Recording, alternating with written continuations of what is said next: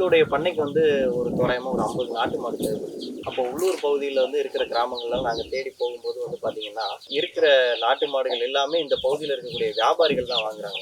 100க்கு 99 மாடு வந்து பார்த்தீங்கன்னா, கேரளா வியாபாரிகள், தூத்துக்குடி, கன்னியாகுமரியிலேருந்து வரக்கூடிய வியாபாரிகள் வந்து வெட்டுக்கு தான் வாங்கிட்டு போறாங்க.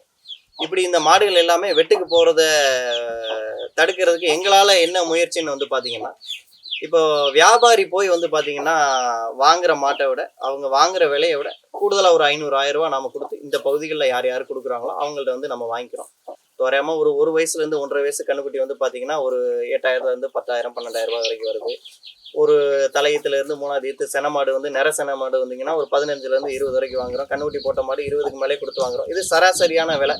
இந்த விலைய குடுத்தா நம்ம வாங்குறோம். அதுல இருந்து பார்த்தீங்கன்னா, ஒரு கணிசமான லாபம். ஒரு மாட்டுக்கு வந்து ஒரு 1000லேருந்து ரூ. 1,500 வச்சு குடுத்துட்டுருக்கோம். கடந்த 4 வருஷமாவே அப்படிதான் பண்ணிக்கிட்டு இருக்கோம். 2வது எல்லா மாடுகளையும் வாங்க முடியாது. நாங்க வாங்கி குடுத்தாலும் அந்த மாடு வந்து எல்லாருக்கும் எல்லா ஊர்களுக்கும் போய் அடாப்ட் ஆகணும். மனுஷங்களோட இயல்பா பழகுற மாதிரி இருக்கணும். பாயிற மாதிரி, முட்டுற மாதிரி, உதைக்கிற மாதிரியான மாடுகள் நாங்க வாங்க முடியாது.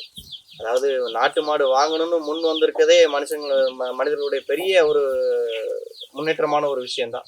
அது கண்டினியூ ஆகணும். அவங்க தொடர்ந்து வாங்கணும் அப்படிங்கிற நோக்கத்துல மட்டும் தான் நாங்க பண்ணிக்கிட்டு இருக்கோம். பெரிய லாப நோக்கமா செய்யல.